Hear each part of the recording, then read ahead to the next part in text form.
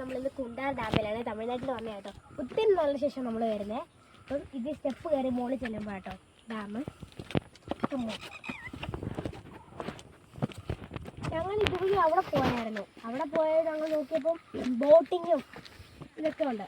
Boating ഉണ്ട്, പിന്നെ ഒരു ഹൈ റേഞ്ച് പോലെ റോഡുണ്ട്, ഹൈ റേഞ്ചിലോട്ട് പോകുന്നത് ഓഫ് റോഡ്.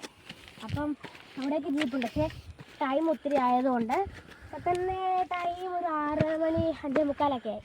അതുകൊണ്ട് അവിടേക്ക് ഇപ്പം ജീപ്പുകളൊന്നുമില്ല. അപ്പോൾ ഇതാണ് കുണ്ടാർ.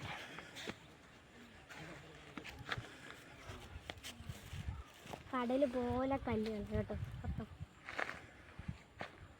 ഫസ്റ്റ് ടൈമാണ് ഞാൻ തമിഴ്നാട്ടിൽ ഇങ്ങനൊരു ഡാം കാണുന്നത്. ഫസ്റ്റ് ടൈം ഇങ്ങനെ താഴെടുത്തുകളൊക്കെ നമ്മൾ കയറി വന്നത് വഴിയാണ്. ആ കാണുന്ന പാലം, അവിടെ പാർക്കൊക്കെ ഉണ്ട്.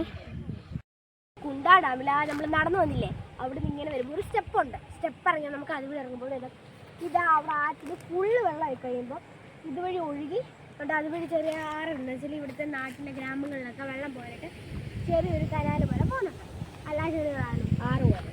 അപ്പം ഇവിടെ വെള്ളം നിറയുമ്പോൾ നമുക്ക് ഇവിടെ താഴെയൊക്കെ നിൽക്കാം, കാരണം ഇങ്ങനെ ഡാം പോലെ ഒഴുകി വരും.